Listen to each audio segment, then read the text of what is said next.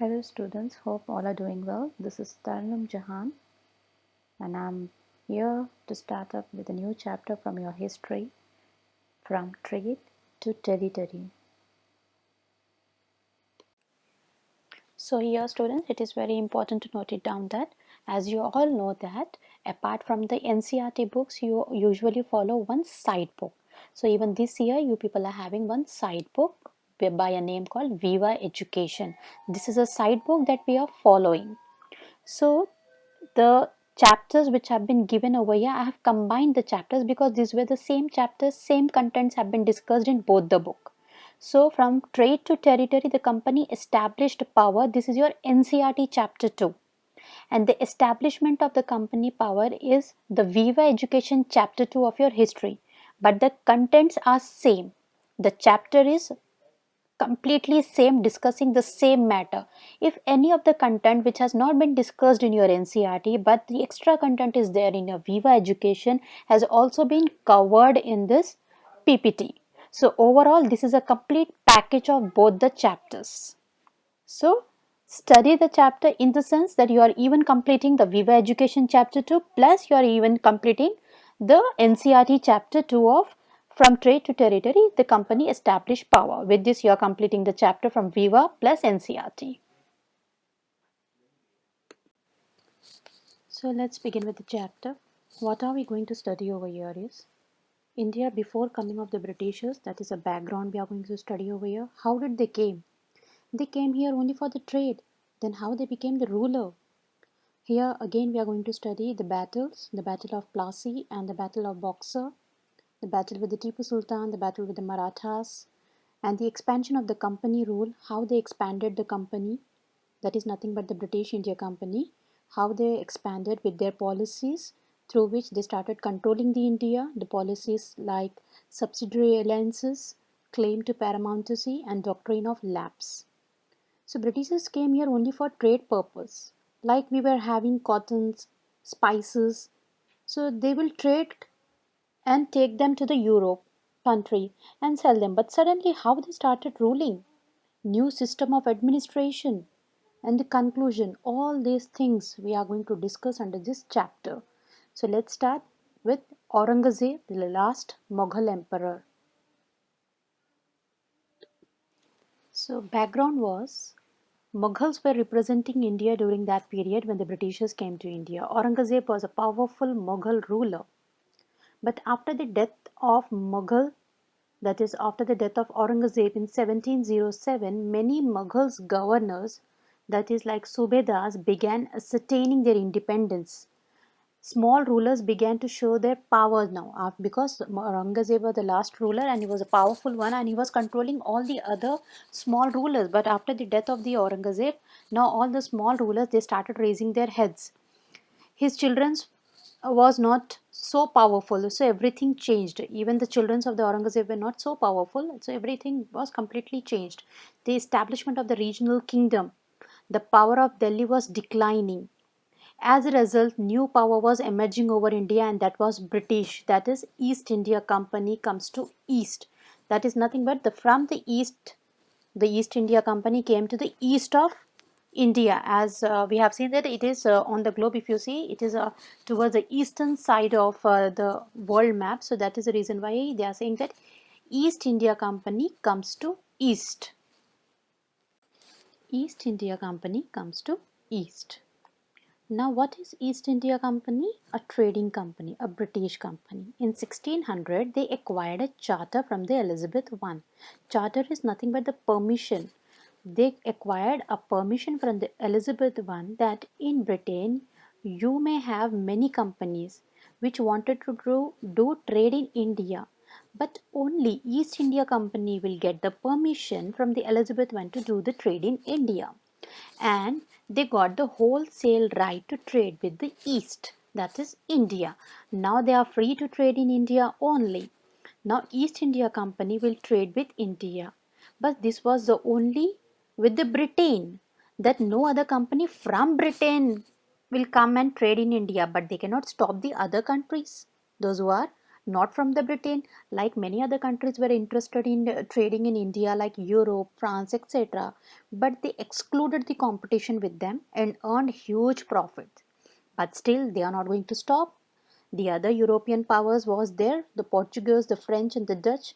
Because the charter was only for the internal competition, they cannot stop the other countries to trade in India. Now, how these people they used to move from one country to other country? Through the sea route. Now, who founded that sea route? Vasco da Gama. So, Vasco da Gama was the first person who founded the sea route to India. He was the first person to visit Goa with the sea route.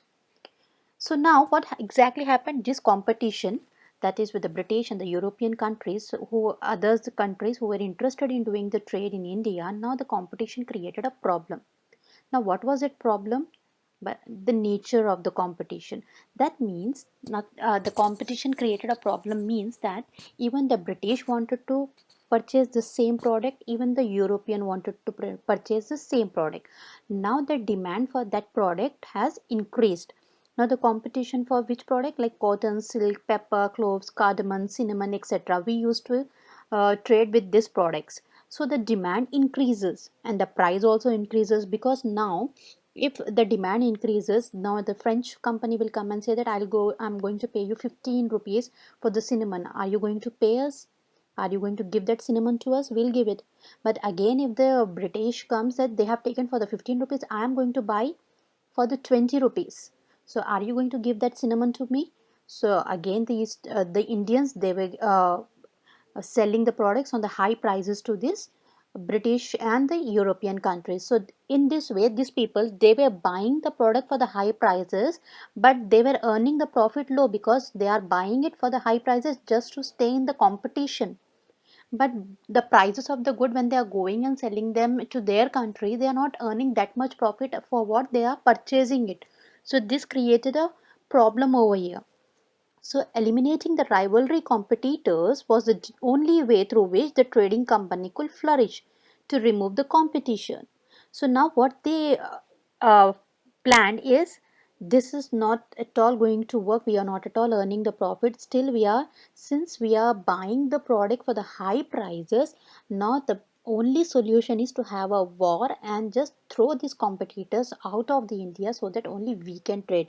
Now who was thinking this? The Britishers were thinking this. Now the solution has to be sought out with this. So now they planned that throw out, we have to throw these competitors out of the India. So this led to the battles between the trading company, that is France, Britain, Dutch, etc.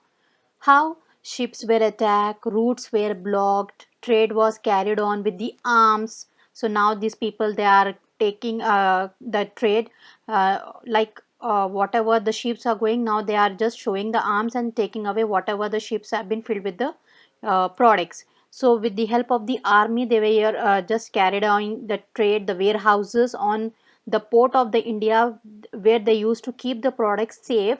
There they have to protect them through the fortification, that is nothing but the fences and the wall, for which they have to prepare the killas there, which was against the again the Indian king's rule, that you are not supposed to make any killas without the permission of the Indian king. But these people were making the killas and the fences and the walls in order to protect their products, so that the Dutch or the French people they should not come and just rob the products or sort out the product from their warehouses.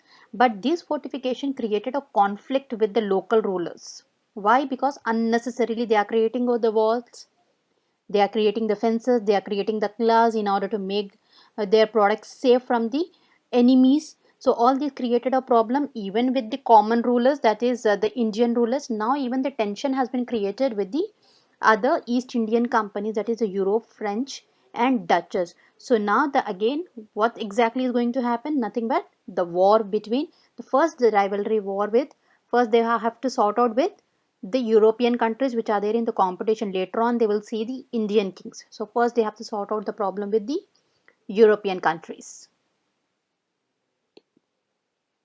Now this is the image of the Vasco da Gama, a Portuguese explorer who had discovered the sea route to India in 1498. So he was a person who had discovered the sea route towards India.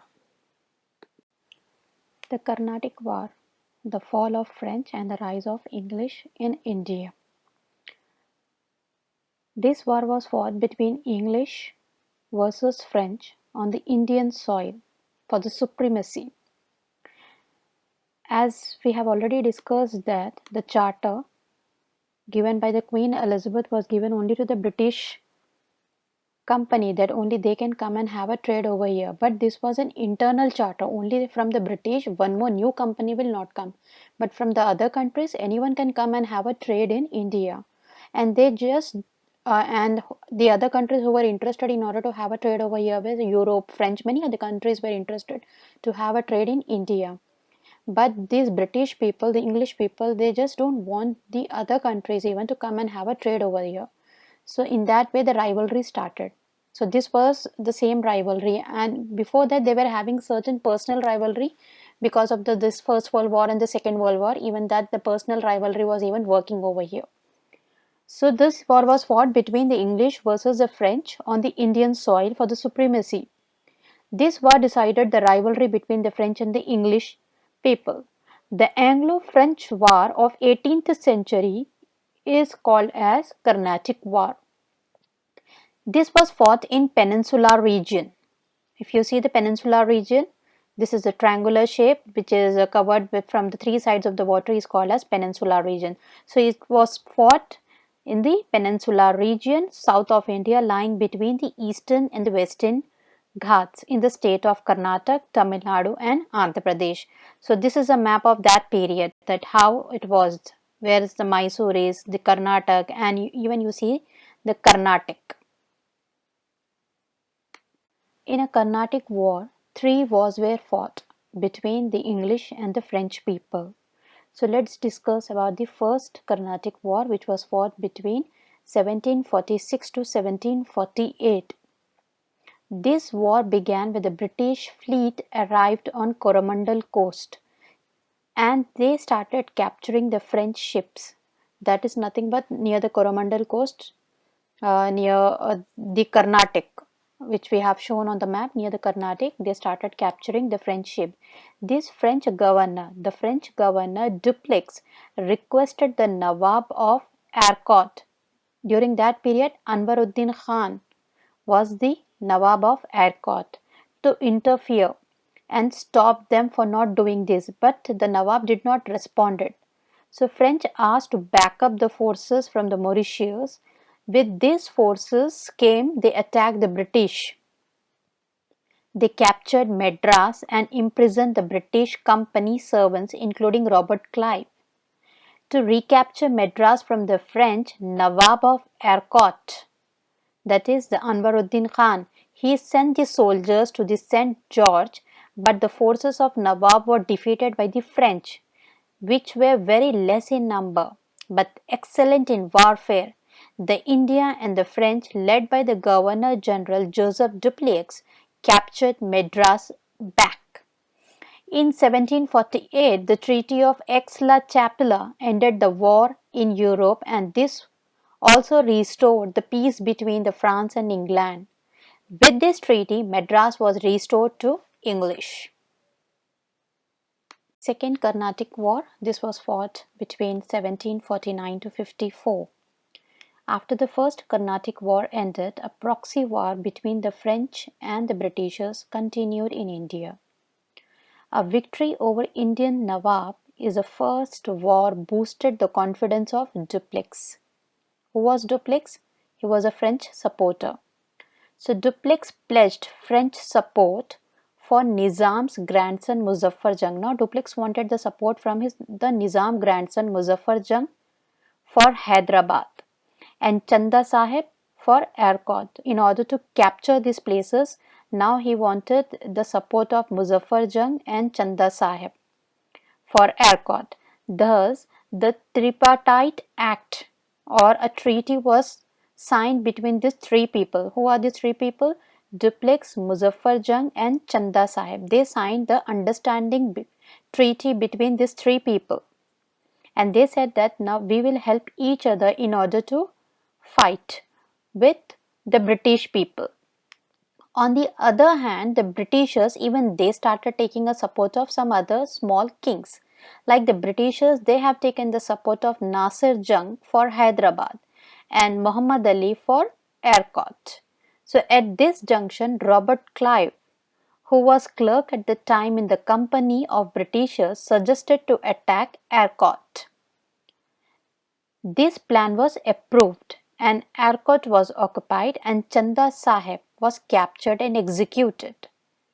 And who won? The French. The French succeeded in this war, and those who supported the French people were succeeded. Due to that reason, Muhammad Ali was made the Nawab of Ercot. With this duplex hope, duplex, who is the duplex? Who lost the war with the French people, because now the duplex lost the war. He came from the side of the British people and the French people were Robert Clive. So here the duplex hopes were completely dashed on the ground. After the war, both the countries de-announced the policies of their companies in India. Duplex was recalled to France and was replaced by Godehou. Godehou signed the Treaty of Pondicherry in 1755, and by this both the countries agreed not to interfere in the Indian princes' quarrels. The Third Carnatic War, 1757 to 63. The Third Carnatic War put an end to the French ambitious to create a colonial empire in India. This was the last war where the French was thrown out of the India. The British forces were able to capture the French settlement at Chandranagar, which was captured by the French. The British forces, they have recaptured it in 1757. The British forces under Sir Eyrecourt defeated the French in the Battle of Vandewash in 1760 and again taken up the place called Pondicherry in India. After the Vandewash, the French capital of Pondicherry fell to the British in the year 1761. When the 7-year war ended, with the war concluded with the signing of a treaty again in 1763, which was called as Treaty of Paris. As per the Treaty of Paris, the Chandranagar and the Pondicherry was returned to France. The France were now allowed to have trading posts in India, but only in these areas. The government of France also agreed to support the British client governments. This was the last nail in the coffin of French ambitions of an Indian empire. Britishers were now dominant power in India, and French people were only given with the two states, that is the Chandranagar and the Pondicherry. Apart from this place, you cannot have any trade in India. Only these two places you can come and have a trade. So this was the Treaty of Paris. East India Company began to trade in Bengal.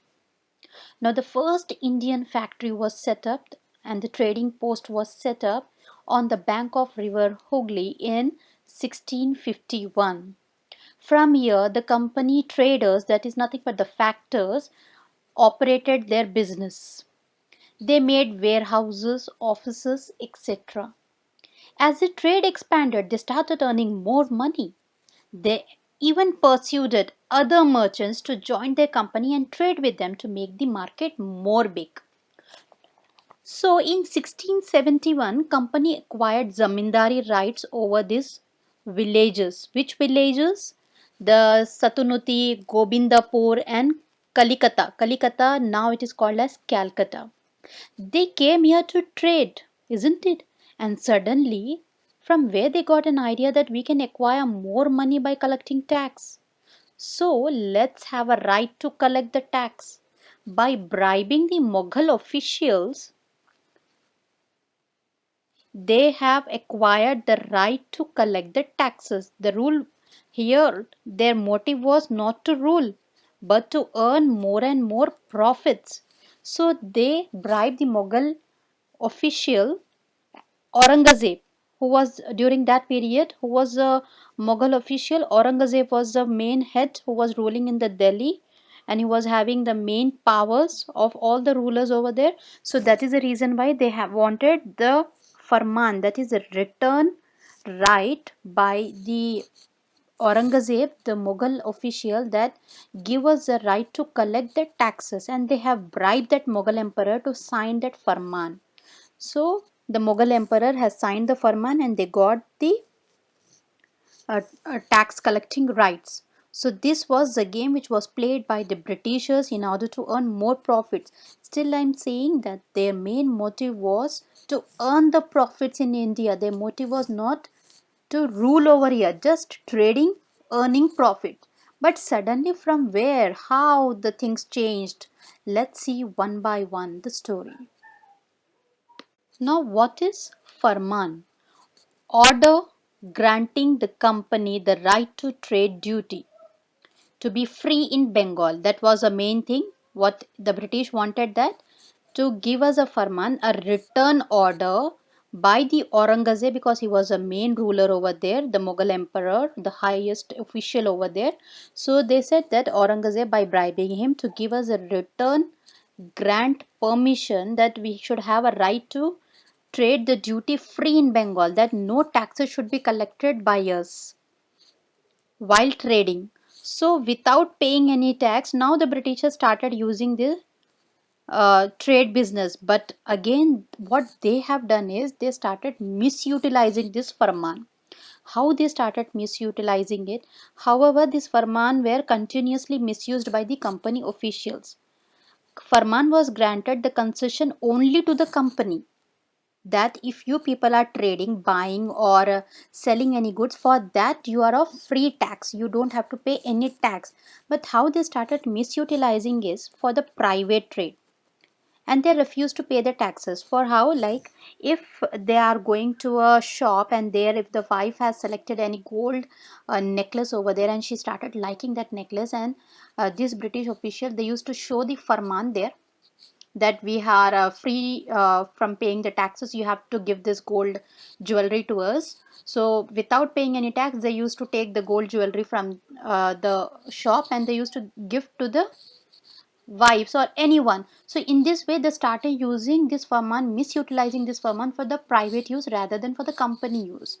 So this misuse of the farman was leading to the enormous loss of the revenues of Bengal. Now even the king, because these people are not at all paying the taxes for the company, whatever the trade has been done, and plus they are misutilizing this farman even for the personal use. This was creating a losses for the Bengal revenues. This was creating a losses in the revenues. And who was the Nawab of the Bengal during that period? Murshid Quli Khan, and he was not at all happy with this Britishers. Now, how trade led to war? Now they have issued the farman. They are having a free duty trade. No taxes are being paid by the Britishers now. Now, what exactly happened? How this trade led to the battle? Conflict between the company and the Nawab of Bengal due to the misuse of the farman was happening. I have said that how they were utilizing that farman. But the situation changed after the death of Aurangzeb, because he was a main ruler over there. And Bengal Nawab were not able to say anything to the Britishers because they were having the farman of Aurangzeb. But after his death, Bengal Nawab got the power and the autonomy, and Murshid Quli Khan became the Nawab, and he was followed by Ali Wardi Khan, and then Sirajud Dowla became the Nawab of Bengal.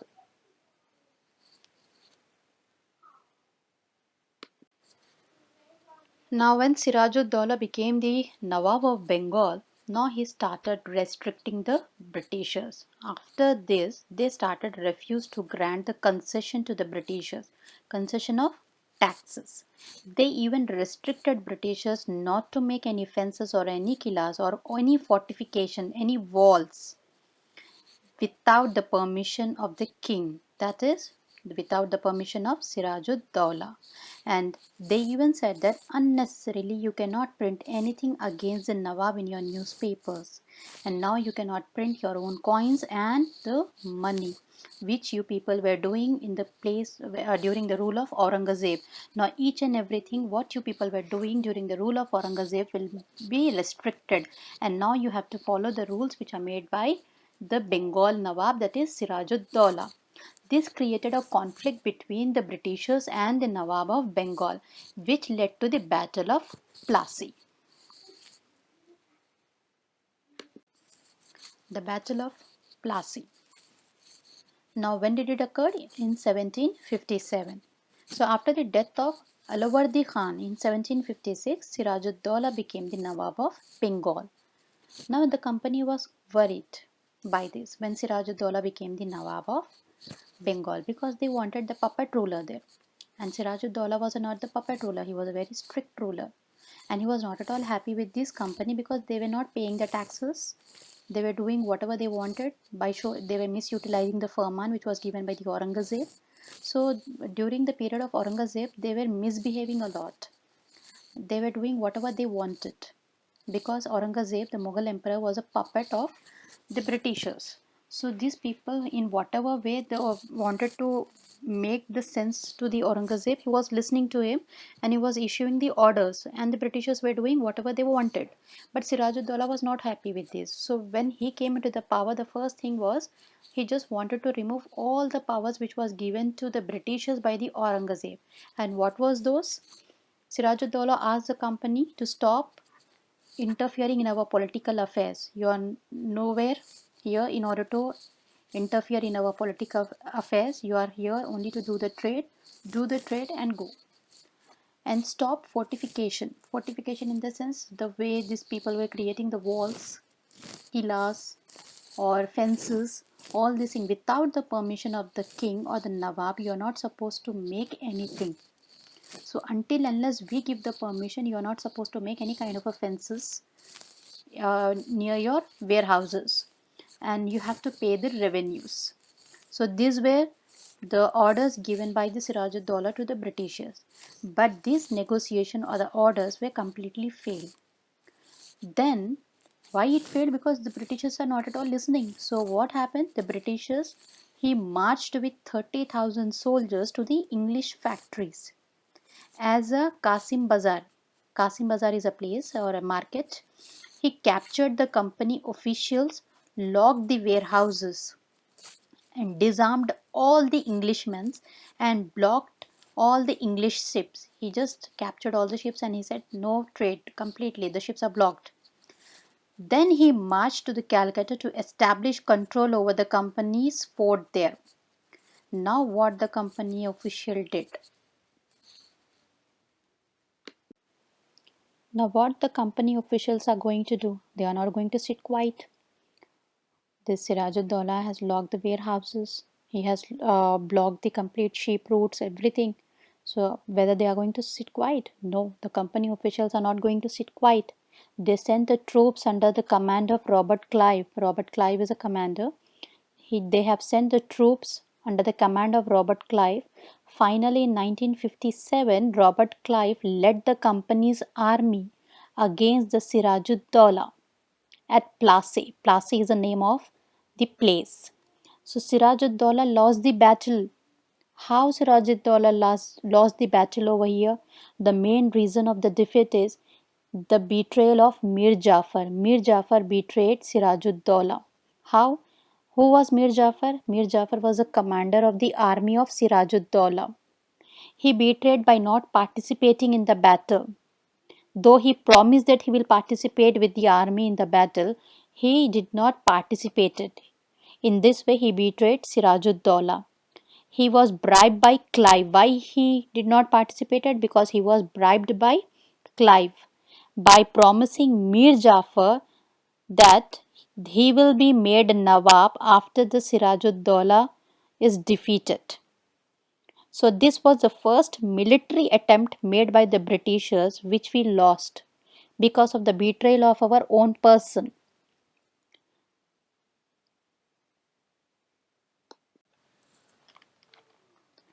So what you have seen in the last, that Mir Jafar was bribed by Clive and he betrayed this Sirajuddaula, and Sirajuddaula lost the war. He was defeated and Mir Jafar became the Nawab of Bengal.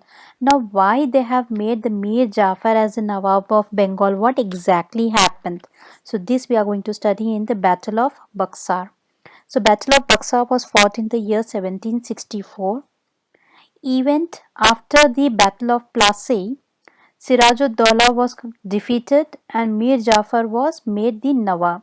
Now, why the Mir Jafar was made the Nawab? It was not because they promised. They means Britishers. It was not because the Britishers promised that we will make you Nawab if you are going to help us in defeating the Sirajuddaulah. It was not that. The main reason was they wanted to trade in a better way in India. So they just wanted their puppet Nawab over there. So company was interested more in trade, not in taking over the administration. So company found it difficult to work with the puppet Nawab also now. What exactly happened now? Now why it is difficult to even work with the puppet Nawab? Because the basic appearance of the dignity and sovereignty what was has to be maintained by the Nawab. So once if you have become a Nawab, you have to look after your people, even you have to look after your Janta, even fulfill their needs even. So even the Mir Jafar was doing the same thing. So he should even listen to his people and solve their problem too. Because of which the puppet Nawab was not as helpful as the company wanted. So this led to the another battle now. How? Now what exactly happened? Mir Jafar, the puppet ruler, many times he protested against the company to favor his people, because of which the company deposed him and they installed Mir Qasim, the son-in-law of Mir Jafar, in his place. But after a time, even Mir Qasim also complained against the company officials that you are misutilizing your powers. You are treating us very badly. We are the Nawab of Bengal, and you people are treating us in a very different way. But this Britishers, they did not listen, and they were doing whatever they wanted to do. So here, the Battle of Buxar took place just because of this, because the British officials were not ready to listen what the Nawab of Bengal is saying. So Mir Qasim joined hand with the Shah Alam II, the Delhi Emperor, the Awadh Nawab, Suwajuddaulah. See here, be very careful. It is Suwajuddaulah, not Sirajuddaulah. It is Suwajuddaulah, the Nawab of Awadh. Mir Qasim was defeated in this battle of Buxar in 1764, and again Mir Jafar was reinstalled as a Nawab. Now, why again Mir Jafar was reinstalled as a Nawab after defeating Mir Qasim? Because Mir Jafar said to the company that I will pay you a huge amount if you allow me to be a Nawab of Bengal again. So they made him a Nawab because of the main motive of the company is to earn money over here, to do trade, to earn profit in whichever way it is, whether through the bribe, whether taking it from the money from the Nawabs, in whatever way they just want the money from India. So they are nowhere considered with the administration over here. The main motive of the company is to earn more and more and not to rule here. So what happened after the Battle of Buxar now? Event after the Battle of Buxar. Now, where did we ended up the Battle of Buxar? The Mir Jafar became the ruler again, and in order to become the Nawab of the Bengal again, he paid the huge amount to the Britishers and came into the power. Now, after the Battle of Buxar, what exactly happened? Now, the Britishers became more powerful. After the reinstallation of the Mir Jafar as a Nawab of Bengal, he has to pay the 5 lakhs every month as a compensation to the Britishers as per the promise, that because they have made him the Nawab of Bengal again. But the company still wanted more. So by this time, Mir Jafar died in 1765. Now the mood of the Britishers have changed. Now they said that no more puppet Nawab now. Now, Robert Clive said that instead of making a puppet Nawab, why don't we become a Nabobs? So, we must indeed become a Nawab ourselves.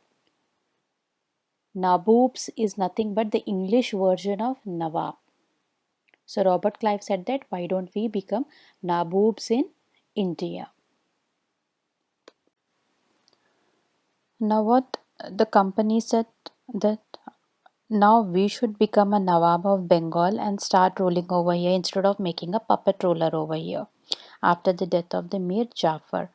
So now when these people will become a Nawab, the white people, the people will not accept the white people as a Nawab, because this is our country and the Nawab should be from our country. Why should we accept Nawab from the white countries?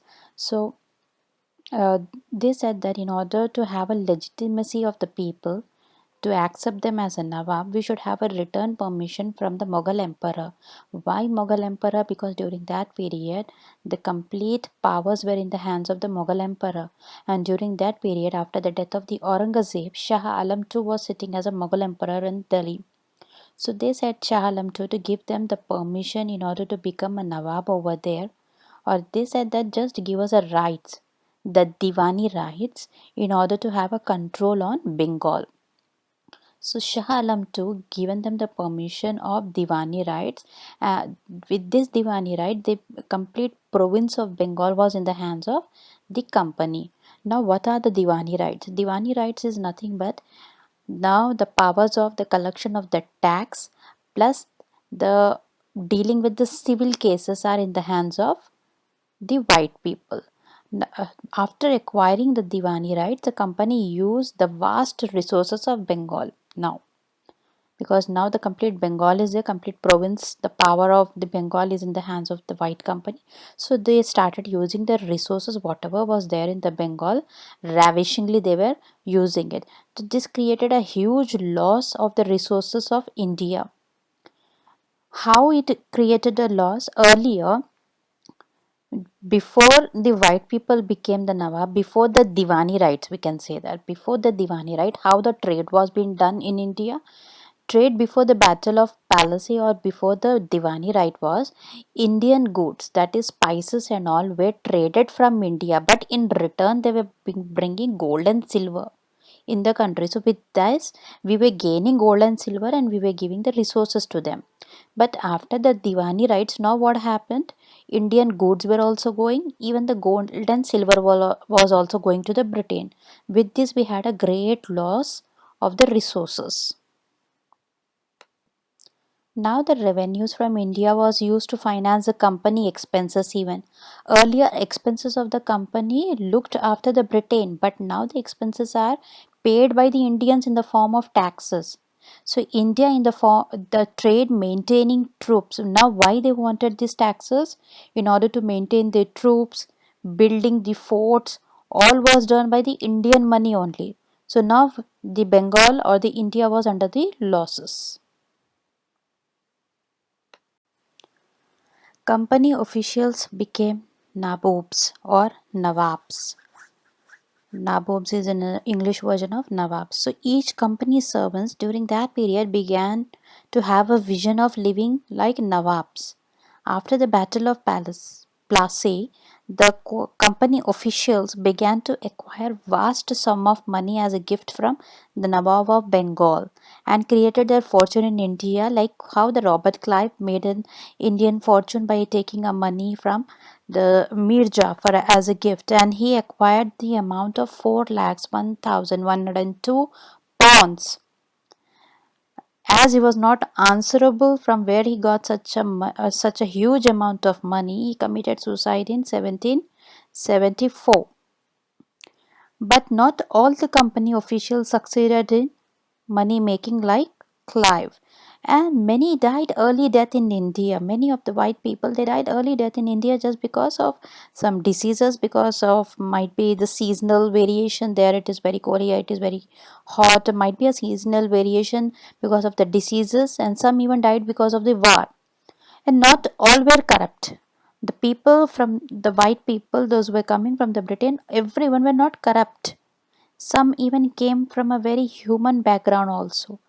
Everyone was not dishonest. Some were even having a humanity when they were coming to the India.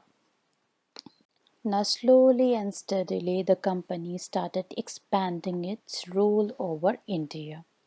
During the period of 1757 to 1857, the expansion of the company rule by conquering many of the states in India.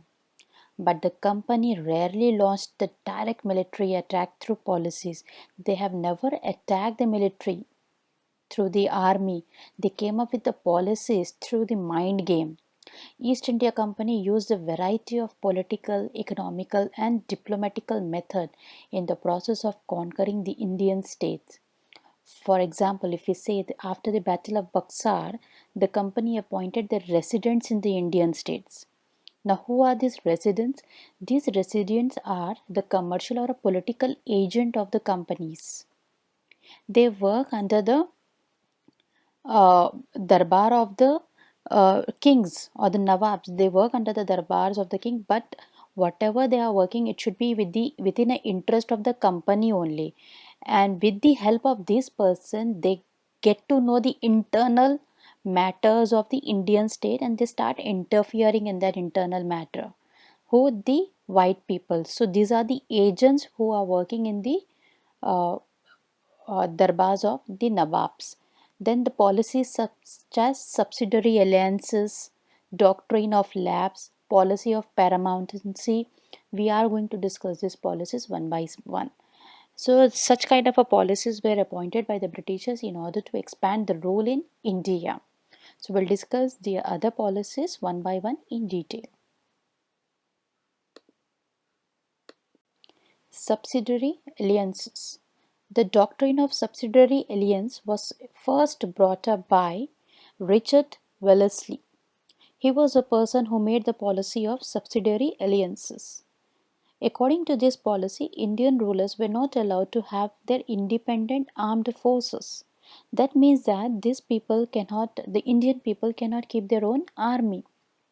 So this policy has played a very major role in the British expansion in India. Now, what were the main principles of subsidiary alliances? As per the subsidiary alliances, whoever has entered with this policy, they cannot keep their own army.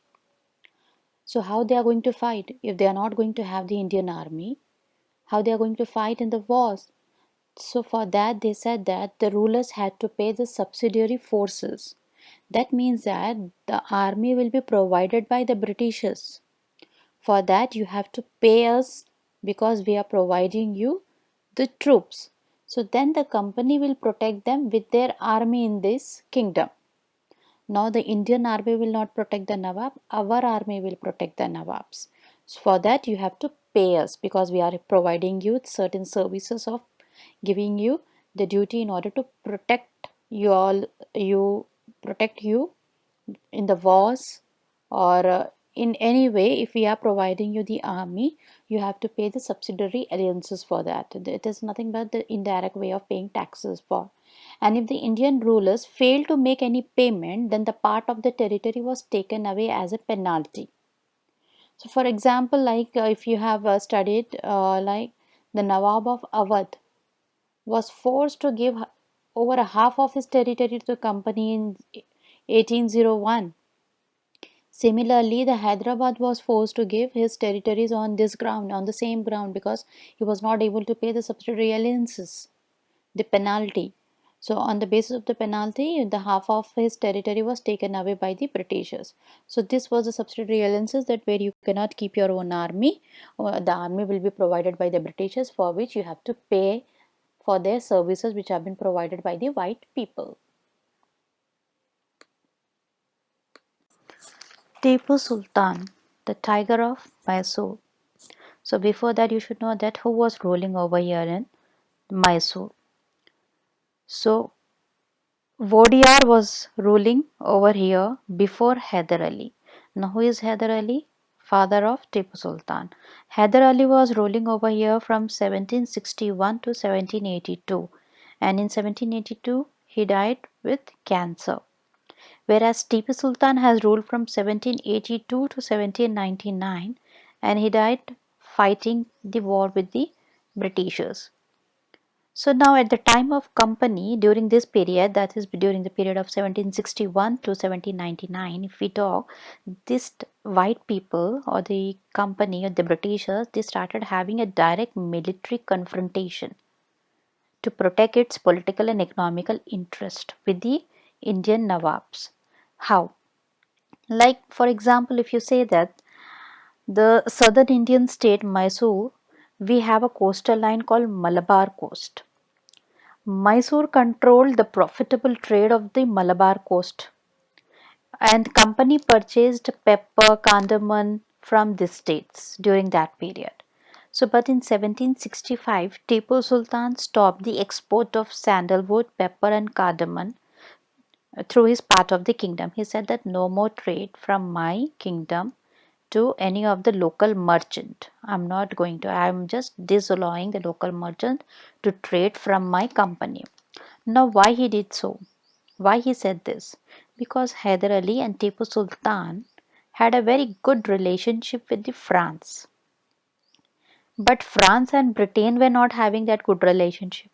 And Britain was doing the trade from the kingdom of Tipu Sultan. So, though he was having a good relationship with France, then how he will allow the Britain to do the trade from there? So, he just said that I am not going to allow you to have a trade from my coastal area, that is a Malabar coast, because just because he was having a friendly relationship with the France, he said no to the traders from the Britishers. So, one more reason was that the Britishers once fought with Hyder Ali. Even Hyder Ali even had a fight with the Britishers. They had a war some period of time. So because of this, the conflict between the Hyder Ali and Tipu Sultan and versus company started. There was a conflict between Hyder Ali, Tipu Sultan versus company.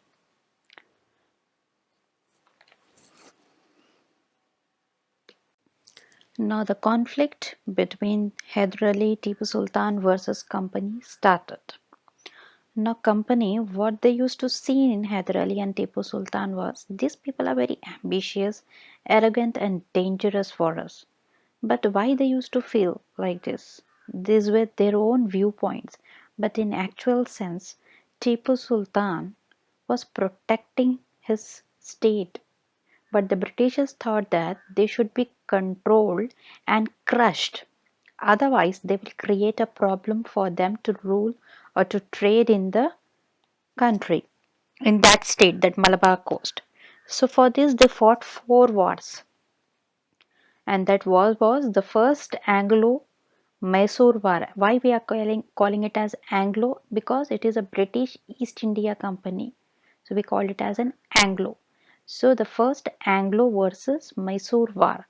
This was fought between 1765 to 69, and but later on the peace treaty was signed between them, and they promised that they are not going to attack each other, and the war was like complete finished off with the peace treaty. Then again the second Anglo versus Mysore war was fought between 1780 to 84. This war was a draw one. Nothing came out of this war, and this was the period when the Hyder Ali died. In 82, Hyder Ali died, and during this period he was helped. The Hyder Ali was helped by the French army because they were having a very good relationship with the French people. So the French army was helping in fighting with the Anglo war. He was helping the Hyder Ali. Then comes the third Anglo-Mysore War. This war was fought between 1790 to 92. Under this, the Tipu Sultan lost some parts of his territory, and even he was forced to keep two of his son as an hostage. Why he has to keep the two of his son as a hostage? Because he was not able to pay the certain things which was asked by the Britishers. Some states they have asked in the case of the losses. And why the Tipu Sultan lost the war? Because of the betrayal of the Marathas and the Nizam of Hyderabad. Again we lost the war just because of the betraying of our own people. So here Tipu Sultan lost some of his parts of the state and kept the son as an hostage.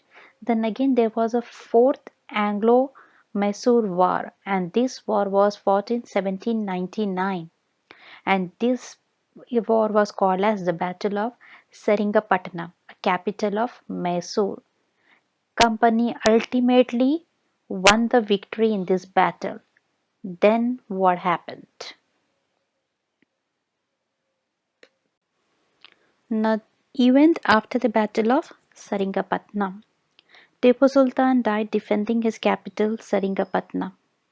Mysore was placed under the former ruling dynasty of Vodiyar. Now, who was Vodiyar?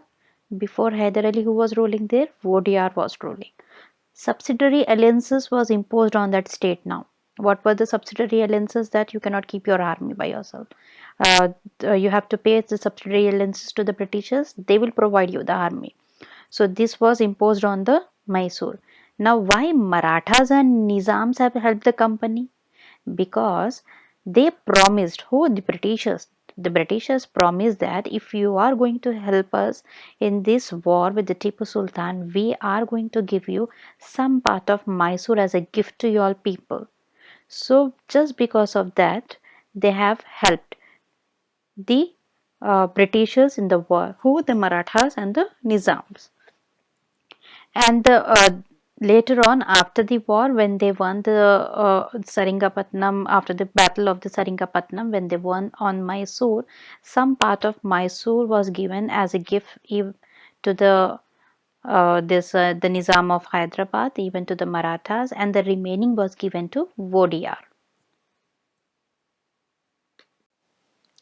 So let's see the story of Marathas. So these Marathas were the powerful ruler. And during the late 18th century, this company was facing the problem. What these people were having a vision in order to conquer Delhi, defeating Shah Alam II, and by sitting on the place of Shah Alam II, they will definitely throw these Britishers out of India. But for that, they have to conquer Delhi. So this was the vision these Marathas were having during that period. And these Marathas were divided into many states under different chiefs, which were known as Sardars. The Sardars, like in Sindhia, the Sindhia were the Sardars in Gwalior, Holkar in Indore, and Gaikwad in Baroda, and Bhosle in Nagpur. And these chiefs were held together in confederacy under the Peshwa. All these chiefs or the Sardars, they have to work under the Peshwas, and this Peshwa was sitting where? In Pune. He was the higher principal minister of all these Sardars. And out of this, Mahadaji Shinde and Nana Fadnis were the two Maratha soldiers, and they were the pride of Marathas. And no doubt, Marathas were the major power in front of the company. From the late 18th century, the company also sought out, eventually destroyed the Marathas' power. Now, how did by the late of 18th century these Britishers were able to destroy the Marathas' power, when we are saying that they were the major power even in front of the company too? That is, the company is nothing but in front of the Britishers too. Then how these people, they got defeated? But one more thing you have to know, that these Marathas were not defeated in the single war. The company had to subdue the Marathas in the several wars, in the series of the wars. Then they defeated the Marathas. Now, what are these series of the wars? Let's discuss about it. Now, let's see the series of the war with Marathas. The first Anglo-Maratha war, which was fought between the 1775 to 1782, under this war, the Britishers did not had a clear victory. This war was fought between the East India Company and the Marathas Empire from the India. The war began with the Treaty of Surat and ended up with the Treaty of Saibai. Now, this Saibai treaty is that both the parties, they have agreed that till 20 years they will not fight. So there was no fight between the Marathas and the Britishers for the 20 years as per this treaty. Then the Battle of Delhi took place. That was the second Anglo-Maratha War, which took place around 1803 to 1805. That is, after the ending of the treaty, this war started 1803 to 1805. British proved to be successful in this war. How it proved to be successful? Because these people were very clever. They took the time gap of 20 years and they made the army very strong. And they came back again to fight back with these Marathas, as they know that the Marathas are the powerful warriors. So in order to fight with them, they have to be trained. So for training, they took the 20 years gap. With the cleverly, they have signed this Saibai Treaty. and the British proved to be successful in the bar, and the British gained the territories of Orissa, Agra, and Delhi. Then again the war ended up.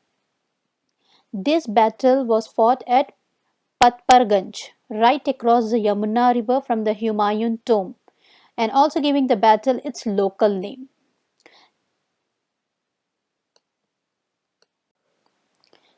Now the Third Anglo-Maratha War. This was fought between 1817 to 1818. This was a major and the decisive battle between the East India Company and the Marathas, which has totally crushed the Marathas' power. Their Peshwa was removed. The Peshwa, who was Peshwa? He was the principal minister, the higher principal minister of all the Sardars. So he was completely removed from the power by the Britishers, and they said that you just move away from here to the Bitur and you will stay alive with the pension, and this pension will be given by the Britishers to the Peshwa. Now the question is why they have not killed Peshwa. They must have killed the Peshwa. Why they have shifted the Peshwa to Bithur? By shifting Peshwa to the Bithur, they showed that we have shifted your power, and the person who has shifted the power will be in power now. So with this, the Marathas lost the battle, and the war left the company in control of most of the parts of India. The claim of paramountcy. Now, as you have seen that from the early 19th century, company pursued an aggressive policy of territorial expansion, like from Bengal to Mysore, from Mysore to Marathas. How? Through the different policies like subsidiary alliances, direct military confrontation, residential policy. So now one more policy. That is the claim of paramountcy, the policy of paramountcy. So what is paramountcy? Paramountcy is nothing but very high. So under Lord Hastings, Governor General during that period, that is the period of 1813 to 1823.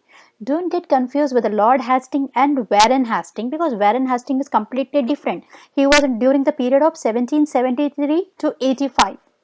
So even he was the Governor General, but during that period, not in this period. So don't get confused with the names Lord Hastings and Warren Hastings. So this is Lord Hastings. So according to this policy, now the company, they started claiming that its authority is the paramount one, that is the supreme one. Hence, they are the only one greater, and no other Indian state is greater than them. No other Nawab is greater than their powers. In order to protect its interest of trade, they started threatening the Indians' kingdoms too, because of this paramount policy, as if they are treating in a way of supreme one. This policy continued in the process of British expansion. They started with this policy again, they started expanding their territorial limits and their trade limits. But however, this process did not go unchallenged. We are not going to keep quiet. How can they say that they are the supreme power and no other state is a supreme power? No Nawab is a supreme. We are not going to sit quiet. We are going to challenge this policy. So again, the challenge during the British expansion. During the expansion of Kittur, that is the Karnataka, Rani Channamma, there was Rani Channamma, took an arms and led to an anti-British resistance movement, fought against British. She was the only one who has challenged this paramountcy, and she started fighting with the Britishers against this paramountcy. But anyhow, with the luck, she got arrested. Bad luck, you can say that it's a destiny that she got arrested in 1824 and died in prison in 1829. But the way she started in order to fight against the Britishers was continued by Rayanna, a poor chowkidar of Sangoli in Kittur. He was the one who carried on the resistance, this battle. He carried on this battle. Again, even he was caught and hanged by the Britishers in 1830. Though they were introducing many policies, though they were declaring themselves to be a supreme power in India, but still they were worried regarding one power, and that was the East India Company was worried with the Russian expansion. That is, during that period, the Russian king was King Tsar. What they were worried about? They were worried that they may enter from the northwest of India western side of the India, and they may conquer the places. They may even trade over here. So we should ban their entries over here. For that, we have to have a war with the northern western countries. So for that, now what these Britishers did? The British had a prolonged war with Afghanistan, during which period between the 1838 to 48. Russia will enter from there first in order to enter into the India. So they thought that first we have to conquer Afghanistan, so that this Russian people should not enter the Indian states from the northern western sides. And even during that period, when they had a fight with the Afghanistan, they had a war with the Afghanistan in order to conquer Afghanistan. During that period, they even conquered the Sindh. Now it is there in the Pakistan, which was taken away by the Pakistan. The Sindh was also conquered by them in 1843. Next in the line was Punjab. Now they even wanted to take up the Pakistan, because north western side, whichever countries are there under their control, the Russia will not have the entry. So in order to do that, they started conquering Afghanistan. They conquered Afghanistan. They conquered the Sindh area from the Pakistan side. Now in a Pakistan it is. Now the next they were having an eye on Punjab, but it was not so easy to win on Punjab. Why? Because Maharana Ranjit Singh, he was a great warrior. The Britishers did not do anything till the death of the Maharaja Ranjit Singh, because after the death of the Maharaja Ranjit Singh in 1839, the Britishers attacked Punjab, and they attacked not once, twice, and they fought with the Sikh kingdom, and then it was conquered by the Britishers. Now, one more policy which was introduced by the Britishers were the doctrine of lapse. Now, what was doctrine of lapse? A policy devised by Lord Dalhousie. Now, who was the person who got this policy? Lord Dalhousie. So, he was a Governor General from 1848 to 1856. This policy helped the Britishers a lot to conquer more Indian states. How? The doctrine declared that if an Indian ruler died without a natural male child, the kingdom will be taken away by the Britishers. It will become the part of a company's territory. That means that the kingdom will be lapsed by the Britishers. So what we have seen, that the doctrine of lapse is a policy devised by the Lord Dalhousie. Who brought this policy? Lord Dalhousie, and he was a Governor General from 1848 to 1856. So according to this policy, this doctrine declared that if any Indian ruler died without a natural male child, then his kingdom will be taken away by the Britishers, and it will be added in their territory. So this doctrine of lapse, with this policy they conquered many kingdoms like Satara in 1848, Sambalpur in 1850, Udaipur in 1852, Nagpur in 1853, Jhansi in 1853, and Awadh in 1856.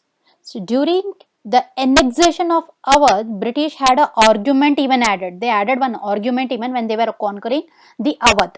So they said that they were obliged by the duty to take over Awadh in order to free the people from the misgovernment of the Nawab. They have added that they are taking the Awadh just because of the misgovernment. That government is not at all looking after the people. For that, we are completely obliged in order to take away the Awadh from the Nawab, and now we will look after these people. So, engaged with the great humiliating people joined the great revolt of 1857. This was a humiliating. Now one by one policy is coming, they are humiliating us. Who? The Britishers are humiliating us. So that is the reason why we came up with the great revolt of 1857. Now just look at the map and see that how the Britishers, they have expanded in the India. So the yellow part, if you see in 1797, the yellow part, that is the only thing which was conquered by the Britishers near the Bengal. They started their trade, and slowly in 1850, see how they have expanded their trade, and by the time 1857 they have conquered most of the part of the India, and they were doing the trade in India. Setting up a new administration. Now, one more person. See, this is Warren Hastings. That was Lord Hastings. Warren Hastings, first Governor General from 1773 to 85. He played a very significant role in the expansion of the company power. British territory was expanding and company had acquired a power not only in Bengal but also in Bombay, that is Marathas, and Madras, that is conquering the Mysore. Now the British territory was broadly divided into administrations units called as presidencies, like the Bengal presidencies, Madras presidencies, Bombay presidencies. So each ruled by governor under the supreme head of Governor General. Like how we have 28 states, Bengal presidencies, Madras presidencies, and Bombay presidencies, we are having states over here. Each state is having one chief minister under the head of prime minister. In the same manner, each ruled by the governor under the supreme head of Governor General.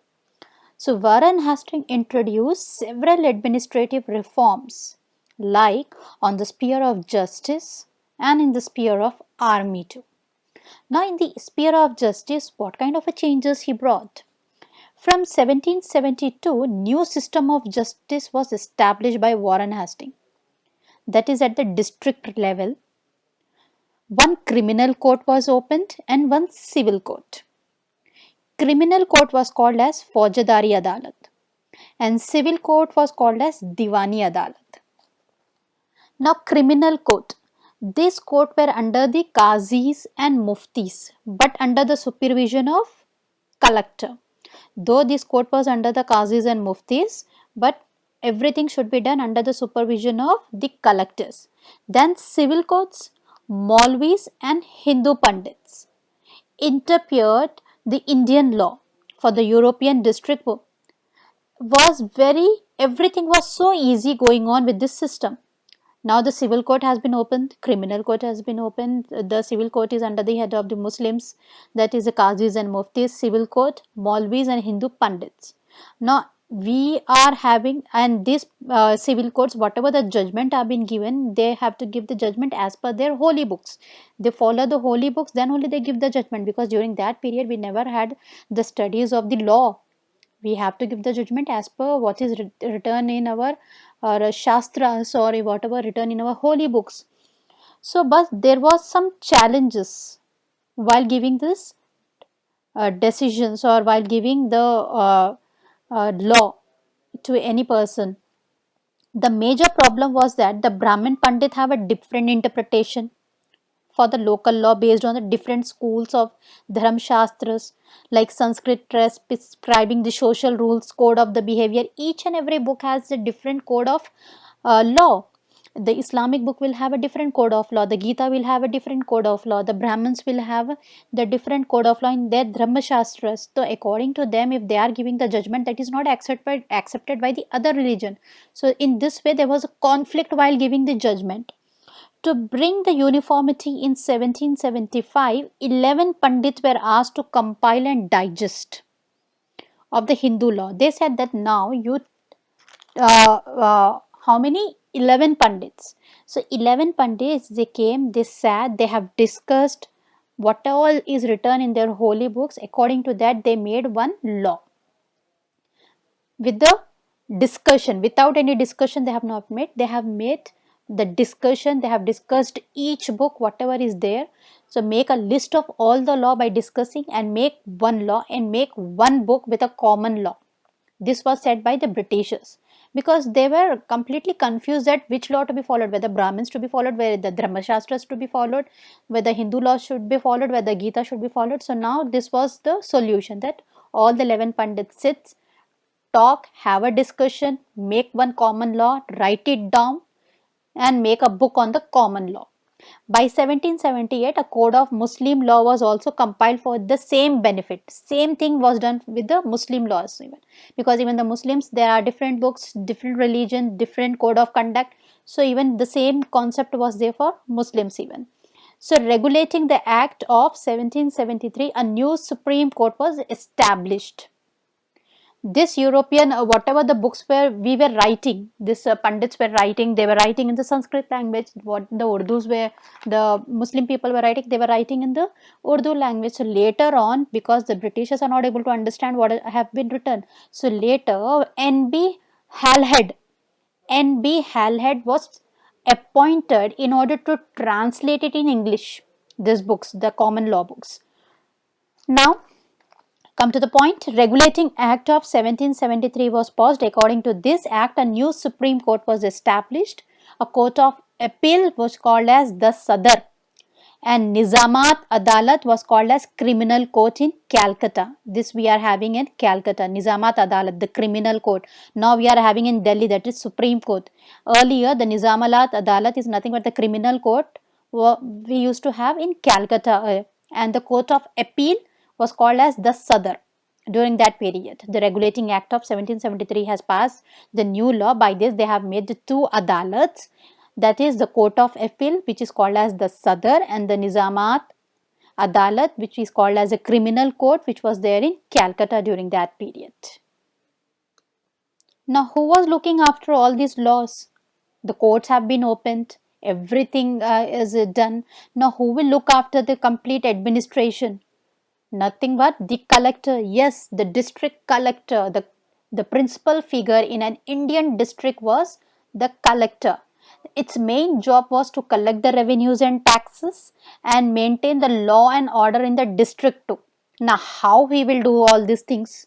One collector, he will also collect the taxes, he will also collect the revenues, he will also maintain the law and order. One collector will do so many work? No. With the help of judges, police officers and darogas, the collector is going to perform all his duties. The collector becomes the new center of power. Earlier, authority was under Maharajas, but the Britishers set up the new system and replaced the previous authority with the power of collectors. Now they have removed Maharajas. Now everything is being maintained and done by the collectors under the supervision of the Britishers. Whatever the collector is doing will be looked after with the Britishers. So he cannot play any game with the Britishers. The company's army. The power of colonial administration rested in the hands of military strength. So whatever the Britishers were doing, the conquering the places on whose strength? On the military strength. And much importance has to be given to the army, because these are the people who will give us the fruitful win in the wars. So the army during the Mughal period was divided into two, that is the cavalry and infantry. Cavalry were also called as savars during that period, and infantry were on foot, those who used to walk and fight the wars. So these cavalries were trained soldiers on the horseback, whereas the infantries were trained in archery and sword. And this cavalry, they always used to dominate these infantry soldiers. Why they used to dominate? Because these people were the trained soldiers, much importance were given to them, much training was given to only cavalries, and the infantries were just farmers and the peasants. And whenever there is a war broke out, they were called out that come and help, there's a war broke out and you have to come and join the war. So these people, they used to come. So much importance was not given to them, no, and not even a training was given to them. So that is the reason why this cavalries, they used to dominate the infantries. But this was not continued because the change occurred. During the 18th century, when the Britishers were expanding their rule, they brought certain change in the company's army. Now, what was that change? Let's discuss. So now what kind of a changes did the Britishers had made in the 18th century when these Britishers were expanding their trade? So the Mughal successor states like Awadh, Banaras started recruiting more of infantry soldiers into their armies rather than the cavalry soldiers. And they were being trained as a professional soldiers. Why the Britishers were training the infantry soldiers as a professional soldiers? And East India Company also adopted the same method of making a sepoy army. Why they have adopted these changes? As the warfare technology is even changing with the day by day. That is the reason why these techniques are also being changed by the Britishers. In 1820, we used to fight with the guns now. Earlier, we were fighting with the swords. That is the reason why the cavalries were given importance. But now we want the person who have been trained in using the guns professionally. So that is the reason why the infantries were trained with the guns. And during that period, the Britishers were having a fight with the Burma, that is right now the Myanmar, and the Afghanistan and Egypt. And there the soldiers were required with and those soldiers were the infantry soldiers which were trained with the guns. That is the reason why much demand of the infantry soldiers were increasing. And apart from this, many other changes have been made by the Britishers. And the other change that was made by the Britisher is the uniform military culture.